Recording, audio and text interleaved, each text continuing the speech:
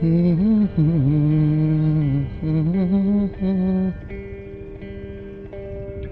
এই পিছনে দেখো, পিছনে দেখলে ক্ষতি নাই তো, বুঝো নাই? পিছনে দেখি তারপর চালাও।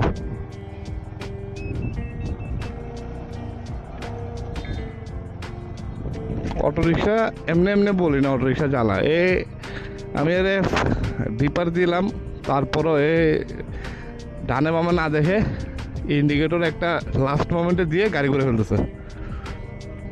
এই জন্য হচ্ছে অটোরিক্সার সমাধানটা খুব বেশি প্রয়োজন, খুব বেশি। আমি এখন হয়তো আগে থেকে গেস করছিলাম যে ওই কাজটা করবে, সেজন্য আমি স্লো ছিলাম, বাট এই জায়গায় কেউ স্লো থাকে না।